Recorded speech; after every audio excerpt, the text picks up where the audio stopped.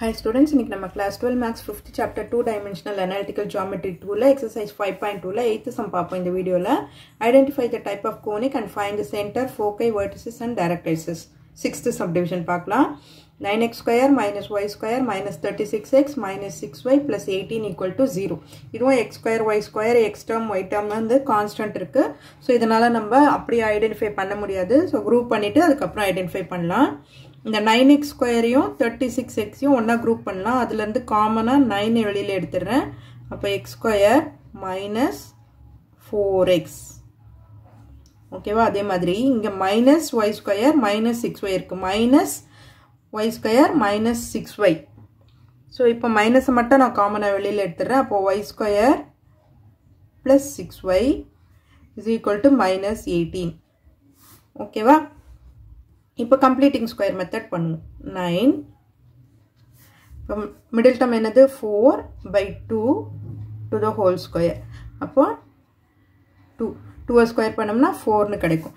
அப்போ x square minus 4x plus 4 minus 4 பண்றோம்.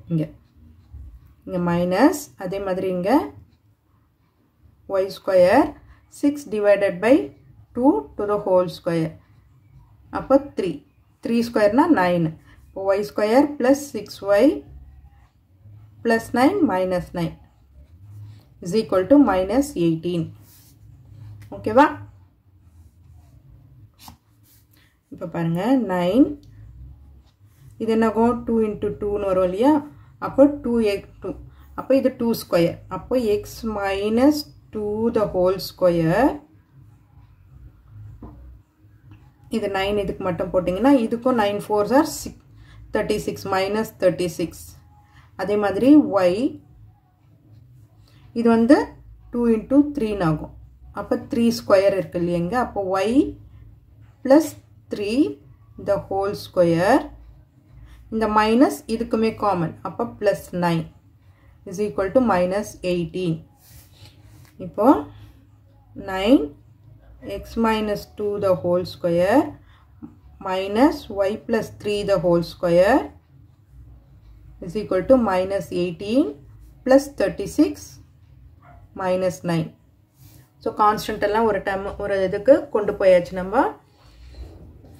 இப்போ என்னாகும் 9 x minus 2 the whole square minus y plus 3 the whole square is equal to இதெல்லாம் simplify பண்ணோம்னா நமக்கு 9 கிடைக்கும். 36 18 வரும். 18 minus 9 9 கிடைக்கும். இப்போ இந்த 9 ஆல ஃபுல்லா டிவைட் பண்ணுவோம். டிவைட் பண்ணும்போது இங்க x minus 2 the whole square மட்டும் வந்துரும். இங்க y plus 3 the whole square by 9 கீழ எதுவும் இல்லனா 1 ன்னு அர்த்தம் is equal to 1. So நடுவுல மைனஸ் இருக்குறதால it is a hyperbola. Hyperbola ன்னும்போது transverse axis is parallel to x axis. X தான் first இருக்கு இல்லையா? So அப்ப parallel to x axis. It is a hyperbola.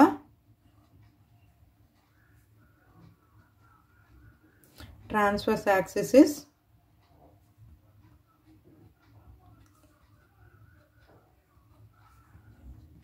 parallel to x axis. ஓகேவா? எலிப்ஸ்ல வந்து எங்க வந்து பெரிய நம்பர் இருக்குதோ அதுதான் வந்து major axis is parallel to ன்னு போடுவோம். சோ இதுல அப்படி கிடையாது. ஓகேவா? அதுக்கு அப்புறம் இப்போ நம்ம a square b ஸ்கொயர்லாம் கண்டுபிடிச்சுக்கோம். a square is equal to 1, b square is equal to 9, b is equal to 3 ன்னு வரும். a is equal to 1 தான். root 1 ன்னு வரும். 1 ன்னு எழுதிக்குவோம். அடுத்தது h is equal to minus 2 ன்னு இருக்கு. minus h is equal to minus 2. அப்ப h is equal to 2. minus k is equal to plus 3. அப்ப k is equal to minus 3. So இது எல்லாமே கண்டுபிடிச்சு எழுதியாச்சு. இதுக்கு அப்புறம் சம் போடலாம். center back side போட்டுக்குவோம்.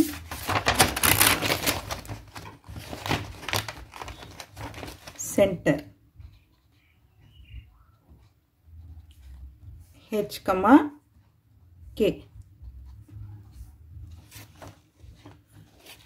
h comma k என்பது 2 minus 3. 2 comma minus 3. அடுத்தது vertices. Vertices வந்து h plus or minus a comma k. h என்னது 2 plus or minus a என்னும்போது 1 தான். ஓகேவா?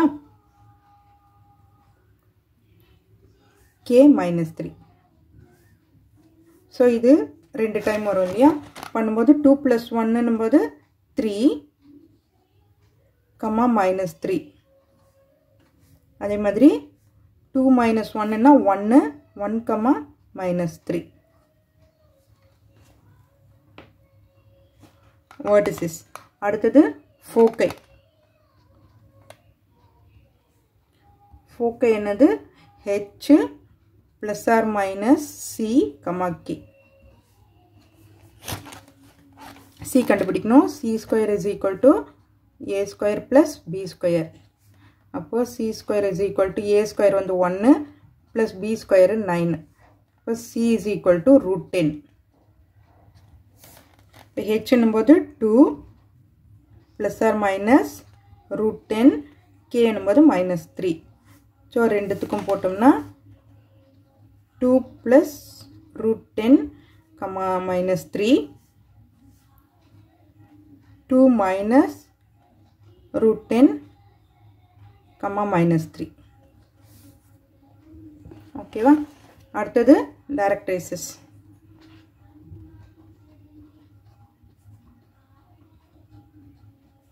Directrices x is equal to plus or minus a by e plus h.